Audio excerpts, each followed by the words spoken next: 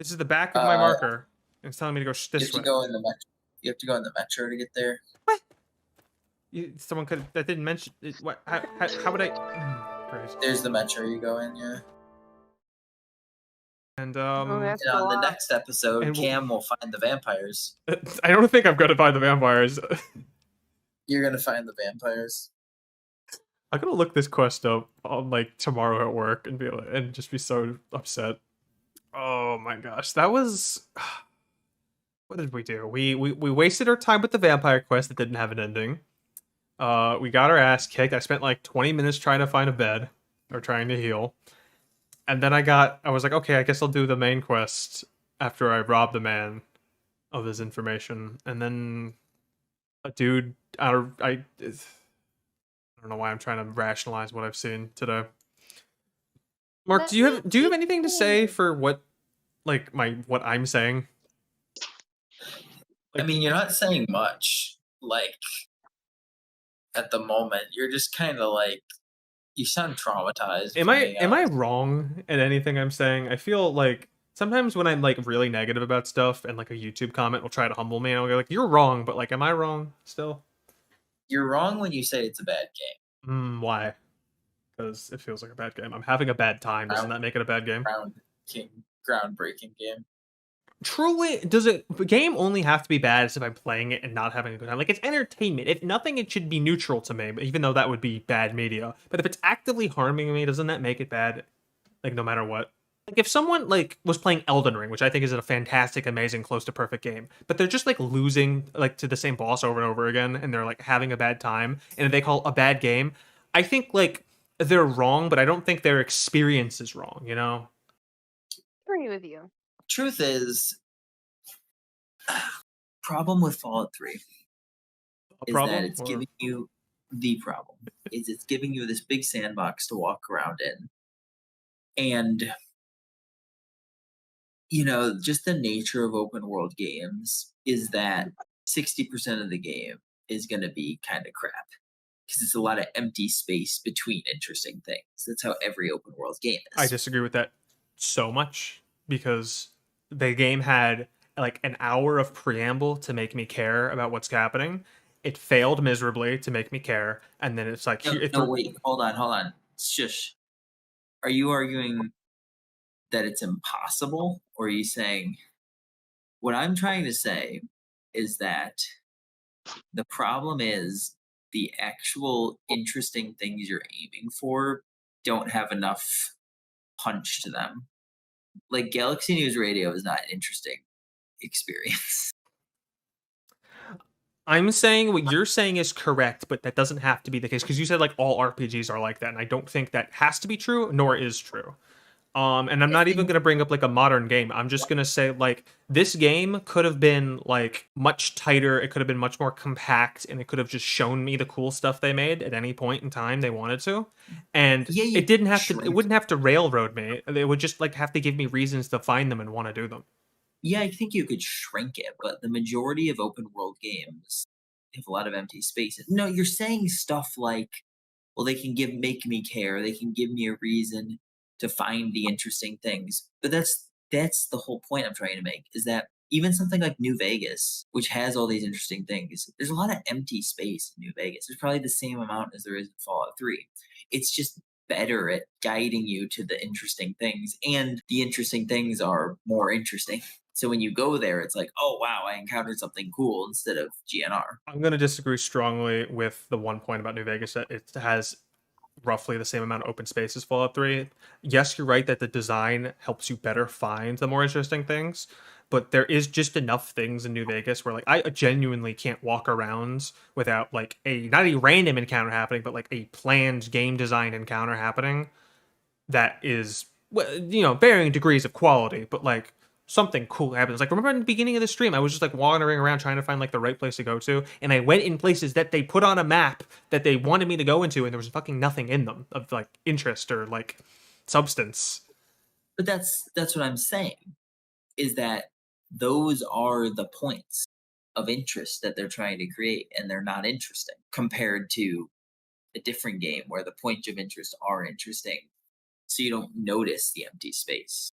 Okay, so the game's not interesting and not fun? Sure, I don't know, whatever. I don't think I'm gonna. I don't think this is gonna have a good resolution. Well, I'm just like, you kind of like We disagreed with just my analysis. fundamentally disagree on this. Wait, what was your point though? Like, did you have like a positive point about this game that like I missed? I'm sorry. No, I was agreeing with you, oh, then what? dumbass. Why? Yeah, I thought that it sounded like you were agreeing with me, but then I was like, Yeah, you kept arguing with me about it. because the original question I proposed was like, am I wrong about something? And then you said you like brought up a point that I didn't necessarily disagree with, and then I thought like, wait, were we having a That's what I said. You disagreement? said, "Am I wrong?" Because you've been complaining a lot, and I said, "Look, jerking aside, here's what I think of why you've been bored this entire 2 hours of playing it." I don't think no, I wasn't bored. I was just struggling to have fun. I think there's a difference in that. And Chris brought up a point in chat that I'm not going to ignore. That suffering can be a good quality in a game sometimes, and I do agree with that. That is a very interesting point to bring up. Like, okay, let me put it like this. I'm playing Mario Wonder right now, and I really like how Mario Wonder. You know, in like most 2D Mario games, if I recall, like the hard levels, you get them in like the special world at like the end of the game, and you have to like mow through the whole game to get to them. In Mario Wonder, you can like get to the hard levels. Like, there's like a way to get through them in every of the all the worlds.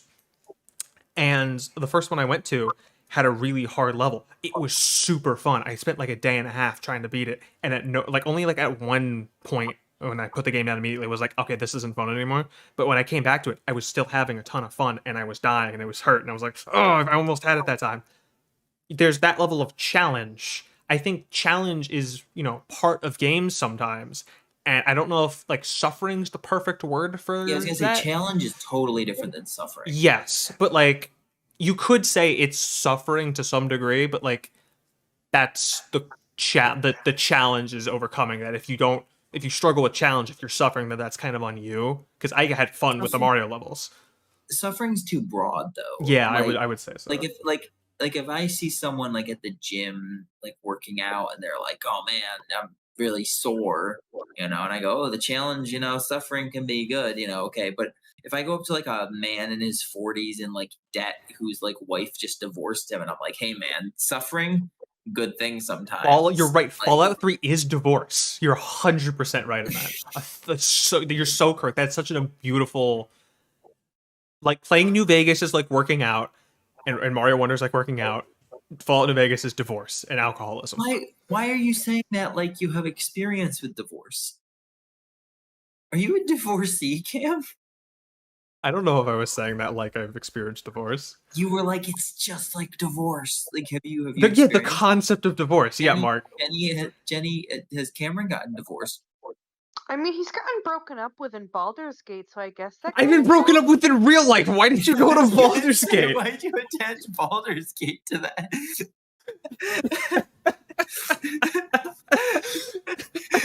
You're talking in a video game sense, not real I life. can't hear Jenny at all, dog. I've been kind of like half here because I've been enjoying petting Coretta. Okay, Chris is saying that challenge could be good in a good quality games, and suffering could be good but different and also quality.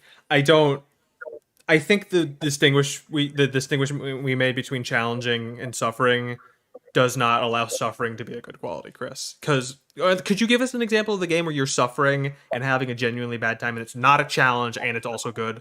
Because I can't think of one right now. Maybe I would if I was more alert right now. But I do want to continue this conversation a little bit because I'm having a good time and I'm not playing Fallout. Can you think of one?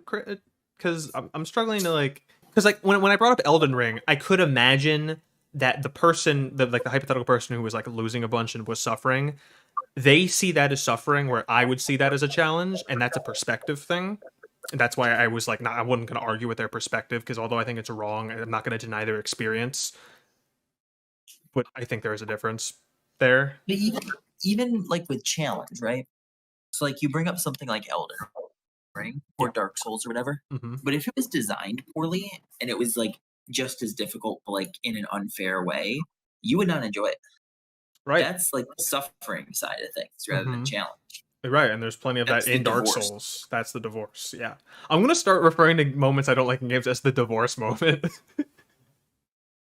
Can you have like a little like a sound alert thing that's just like divorce alert. I'm gonna write it right down right now. This is what I'm doing this weekend. I'm gonna write make a divorce button. Divorce moment. Should I get Bloodstained Ritual tonight? I don't know, but I feel like you should acknowledge Chris. He said Fear and Hunger series is famous for it. I do not know anything about the Fear and Hunger. Fear and Hunger. Or do I know? I don't know what the fuck this game is at all. It looks like Darkest Dungeon a little bit. It just looks like a normal turn-based RPG, Chris. I don't. How much suffering could there be other than grinding, hypothetically? See a crow man with his shirt off. That's kind of cool. I mean, I don't know what specifically happens in this game, Chris, but like in a turn-based RPG, I would imagine suffering instead of challenging would be like grinding, which is definitely the divorce moment of RPGs like that. Yeah, I mean, this just sounds like a very realistic and difficult RPG. You know, there's like perma limb loss, That all sounds like a challenge to me, not just suffering. hunger.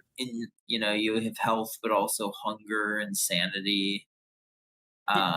Which are game mechanics that you can interact with, and like maybe if they're designed poorly, you can suffer. But like that the challenge is there. That's a challenging thing. Yeah, I don't know. I feel like if you split out challenge and suffering can't be good. Yeah, Chris is saying Like, the opposite. I guess Fear and Hunger, from what I saw of it, is like literally the theme is suffering. Chris, like, if you mean the theme, I'm gonna suffering. strangle you through the screen, because that's clearly not what we're talking about. And obviously, I would agree the theme or the tone of suffering is completely different. Yeah, it looks like it's about people suffering, which is fine. I love human suffering, but don't say that. Oh, the monster designs in this game look really cool according to Google Images. Oh, I'm looking at the Moonless Guard. I really like creatures where like their mouths, like their open mouths, go too far. This guy literally, his mouth is like going through a zipper through his body, and then it like falls on the floor like a dick. Oh, I dislike that. It's terrifying, but I like the concept. It has a lot of suffering. For example, you can lose limbs in combat permanently. Okay, that's just a game mechanic to interact with. Like, you can lose people in fucking Fire Emblem too. I'm not suffering when they die. I just like lost, and like I failed the challenge of keeping them alive. Like, I might hate it because I liked them, but that's just something to interact with. Like, that's not. I mean, I'm just shrugging. Like, it's like, oops, I died. Not, oops, I'm stuck in a fucking corner because oh, here he comes. Hi, Chris. Hey. Hi, Chris. Is chat not doing it for you? Please what elaborate. Do you think? So like suffering, the difference is like when you're playing it, like there's like challenge, right? Mm-hmm. Where it's like, oh, the game is like pushing you to overcome and do this thing, and like it might be harsh on you, but like it wants you to like succeed and have a at least decent time. But there's like some games where it's like, hey, the game wants you to suffer, like that's a main goal of it. And you like persisting through the suffering can be enjoyable. Okay, I see what you mean there. I think when it's designed to persist through the suffering, as you say, and I can think of a few games that are like that, I think that's Super Meat Boy. Maybe. I think that's part of the intentional game design Yep. is I the don't disagree with you. challenge. I think maybe it's just like Yeah. I think the difference is suffering is more maliciously intended towards the player than I would consider challenge to be. They do have very similar properties though. And we're really just kind of focused in the world of suffering as like I'm not having fun in a video game where it didn't like I never had fun to begin with. I think maybe that's actually a really good distinction. Yeah, is like at no point like, was I having fun. Yeah, it's the difference of like you can have fun through suffering. You can be like suffering, like for example in Fear and Hunger, you can just say like walking through an area and then you hear a clank noise and you realize you just stepped on a bear trap and lost both of your legs. Yeah, and we'd be like, oh, I guess I got to restart, but like, you know what you're getting into, and you're like there kind of for that. Like if I sat down to play like a game I do like, but every time I like fuck up, I get stabbed in real life. No, I'm sorry, not what a game I really like. Like say I was playing bingo, and every time I fucked up in bingo, I get stabbed. I would be like, Is okay, that not normal bingo? Yeah, I'm suffering, but I also never liked bingo to begin with. So like, Like Yeah. there's no old people challenge. would stab you in real life. Yes, they would. They take bingo very seriously. So this is I a don't know very why I accurate thought bingo. description. Yeah. Okay, I'm glad we've come to a consensus. I do have to end stream. I have to We've go. handled We the did it. suffering. I'm so glad we came to a resolution. I don't get into a lot of arguments where there's a resolution, so I feel really good right What now. about